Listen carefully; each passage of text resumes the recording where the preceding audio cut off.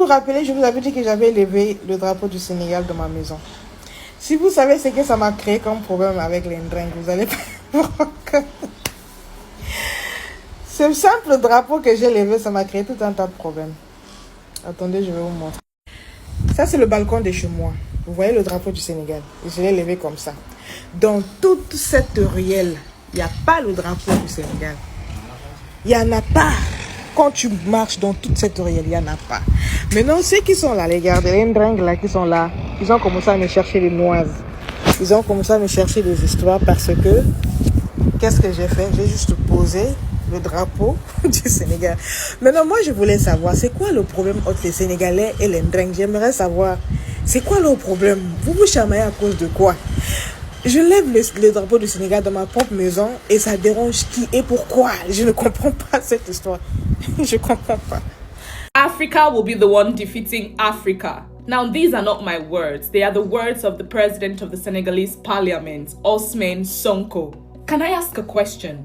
Who agrees with what Sonko is saying? Who doesn't? Let's look at the cultural heritage of some of these French players. Now, while these French players are 100% European, how are they linked to Africa? First, Kylian Mbappe, born to a Cameroonian father and an Algerian mother. Second, Ousmane Dembele, his father from Mali and his mother sharing a Mauritanian and Senegalese root. N'Golo Kante, both parents from Mali. William Saliba, born to a mother of a Cameroonian descent. Eduardo Camavinga, born to Congolese parents. Now, given these facts, do you agree with Ousmane Sonko's perspective on this, or do you see it differently? Let me hear from you in the comments. Voilà ce que subissent honnêtement ceux qui choisissent d'être vrais dans la vie et qui prennent par exemple la responsabilité d'assumer l'image du continent africain, des pays africains et d'être fiers de leurs origines. Voilà ce qu'on subit au quotidien. Parce qu'on se donne cette mission d'être africain et d'être fier d'être africain, où nous sommes. Mais là, voilà le prix à payer. Parfois, ce sont les procès d'intention. Tu publies une vidéo, quelqu'un arrive, il te dit du n'importe quoi, il n'a même pas suivi la vidéo plus de 30 secondes. Déjà, il est prêt à commenter la vidéo. Pourtant, le piège, il est là. Tu ne peux pas suivre une vidéo 15 secondes, tu commences à commenter. Et tu dis des choses méchantes. Tu prêtes les intentions à l'autre. C'est malsain. Voilà, Maman Africa. Elle vit au Sénégal, ça fait des années. Et je crois bien que c'est au Sénégal qu'elle a pris le drapeau, elle a mis devant son balcon. Il y a des voisins, donc, je crois bien, je ne sais pas s'ils sont sénégalais ou non sénégalais, qui néanmoins vont moucharder et estimer qu'elle ne devrait pas mettre son drapeau où elle a mis. Pourtant, cette dame ne vous doit rien. Elle s'assume d'être africaine et elle est fière de ses origines. Elle est reconnaissante par rapport à ce que le Sénégal lui a apporté jusque-là. Ce que le Sénégal a fait d'elle. Elle multiplie les vidéos chaque jour. Et elle démontre à suffisance que partout où on se retrouve en Afrique, on peut se sentir chez soi et être à l'aise. Elle le démontre.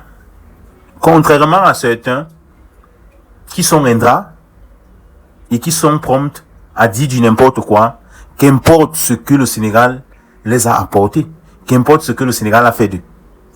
Il y a d'autres même qui ne connaissent même pas le Sénégal, ils n'ont jamais mis pied au Sénégal, ils ne connaissent pas comment la société sénégalaise fonctionne, mais ils sont prêts à juger les Sénégalais et leur Sénégal, prêts à dire des choses méchantes. Pourtant, ils ne connaissent vraiment pas le Sénégal, ni de près, ni de loin. Mais voilà donc une personne qui s'assume et qui assume sa reconnaissance, son amour et son attachement à ce pays. Voilà ce qu'elle subit. Voilà ce qu'elle subit. Et la situation est similaire à ce que subit le président, son Excellence Ousmane Sonko. Raison pour laquelle j'ai collé le deuxième extrait de la vidéo. Ce qui subit maintenant par les médias français, en fait. C'est parce qu'il est fier d'être africain et il s'assume et il est vrai. Il ne peut pas vivre sous la peau du mensonge politique ou la peau française parce que quoi? Il est redevable ou bien la France a apporté quelque chose. Non. Il se sent libre et il est libre dans sa pensée. Et voilà notre sœur, je crois, elle est d'origine nigériane ou je sais pas trop quoi. Elle pose la question, à quel niveau le président Ousmane Sonko a fauté? Si on rentre donc dans l'échiquier des origines de chaque joueur français, n'a-t-il pas raison? Voilà la question que notre sœur pose. Mais on aura quand même des gens qui vont faire les vidéos de 10-15 minutes. Ils vont nous démontrer combien de fois le Sénégal est un pays pauvre. Le Sénégal est un pays sous-développé. Le Sénégal doit énormément à la France. Le Sénégal est un drap. C'est la provocation de tout un tas de trucs. Et ce sont nous-mêmes encore Africains. Voilà donc le problème.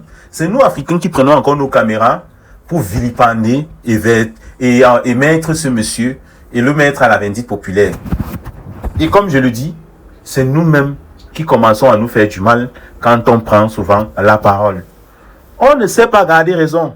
On ne sait pas réfléchir avant de dire des choses.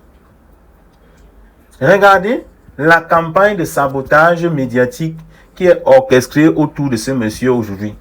Parce que ces mots qu'il a dit ont été enlevés du contexte. Et c'est devenu un prétexte. Pourtant, les mots sortis du contexte pour devenir un prétexte n'ont plus de sens. Parce qu'on a tiré les mots. Pourtant, c'est toute une interview générale. Mais pourquoi on n'est pas resté sur les belles choses qu'il a dit, des choses plus intéressantes qu'il a dit, non loin des choses, trop loin des choses liées au football. Qu'est-ce qu'il a dit, politiquement parlant? Ça aura une équipe africaine qui aura une autre équipe africaine en face. Parce que c'est la réalité. Et que la meilleure gagne. À quel moment il a souhaité le pire à la France? À quel moment il a dit que ces joueurs n'ont pas de reconnaissance vis-à-vis de la France, ou bien les Africains ne sont pas reconnaissants vis-à-vis de la France et autres? Non. Il a juste dit ce qui est vrai. Ce qui est vrai. Pourquoi il n'y a pas les Japonais dans l'équipe nationale française? Pourquoi il n'y a pas les Chinois? Pourquoi il n'y a pas les Argentins, les Brésiliens dans l'équipe sénégalaise, l'équipe française? Pourquoi il n'y a que les origines africaines? Pourquoi ce sont seulement les joueurs africains qui jouent? Là, la question est posée, d'une manière générale. C'est là la question. Et c'est à nous de répondre, nous, peuple africain. Ce n'est même pas à la France de répondre à cette question, c'est nous. Nous, le problème. C'est parce qu'on a une certaine mentalité, on a une certaine manière de raisonner, et on manque d'objectivité, en fait. C'est parce qu'on est complexé aussi. C'est le complexe qui nous pousse à nous retrouver où nous sommes aujourd'hui. Quand tu écoutes ce que les gens disent sur Ousmane Sonko, ce que les gens disent sur le Sénégal, là, la politique et le football, on ne sait plus faire la distinction. C'est comme le gardien sud-africain a dit lors de la conférence de presse, le football n'a rien à voir avec la politique. Et qu'on laisse la politique gérer les problèmes de la politique. Et qu'on laisse les joueurs africains, les équipes africaines jouer au football. Et qu'ils souhaiteraient, en général, les peuples africains aller soutenir les équipes africaines. Qu'on ne regarde plus nos origines. Et qu'on ne mêle plus les footballeurs à la politique. Parce qu'on se souvient bien ce que l'équipe sud-africaine a subi lors de leur premier match. C'est toute l'Afrique qui les a vilipendés.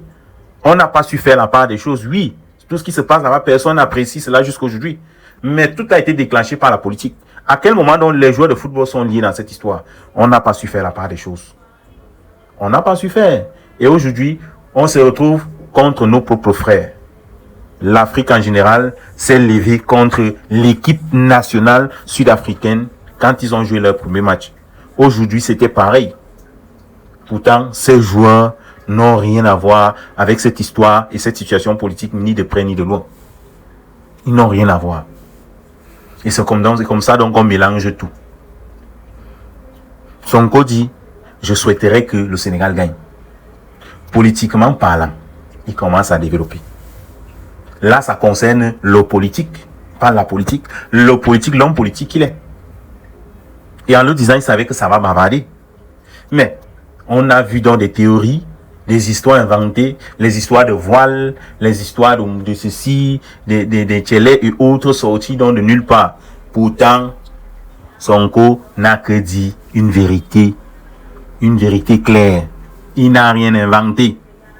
On ne peut pas continuer à vivre d'une manière complexée et dans le mensonge. On ne peut pas continuer à vivre comme ça. Il faudrait qu'on dise des vérités aux gens. Infantino l'a dit. Infantino a dit, les joueurs d'origine, qu'ils sachent une chose. Les compétitions à venir, chacun devrait rentrer jouer dans son pays d'origine. Et on verra. Chacun ira jouer chez lui. Les histoires qu'on les a tout donné, où est la reconnaissance, on a fait de ceci, on a fait cela. Le chantage, là, c'est terminé. C'est terminé.